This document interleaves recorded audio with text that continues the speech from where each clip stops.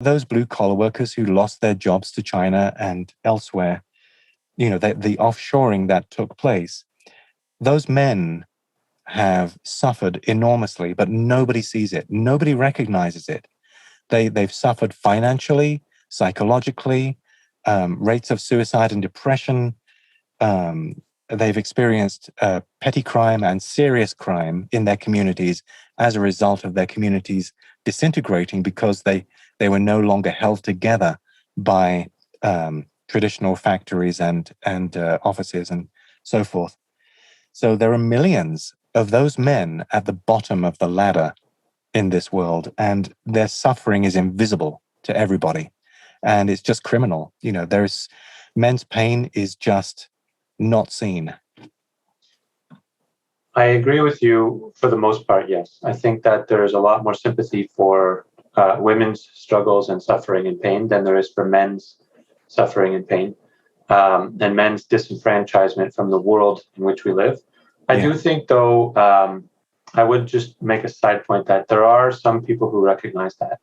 There are politicians, and there are some economists, and there are some public speakers and activists who recognize all of the jobs that have been lost to technology or offshoring. Yes. And in both the UK and in the United States, there have been movements around that, although they tend to be politically incorrect, and the mainstream media does not take kindly to them. Yes, and in fact, Bettina Arndt did an interview with one of the former prime ministers of Australia, who in fact understood this problem of increasingly male disadvantages because of offshoring. So I recommend people to go and look that up if they're interested. Sure. But the general problem that you identify and you describe, I agree with.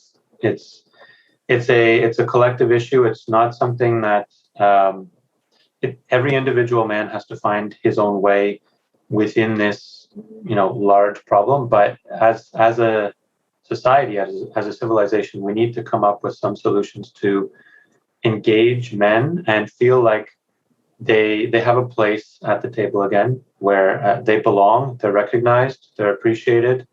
Their very being is not put in question, but it's not something they have to justify. Yes. You are part of this world. You matter. You have value. We see you, and when you're struggling, we're going to give you just as much support and sympathy as we would anybody else. Yes.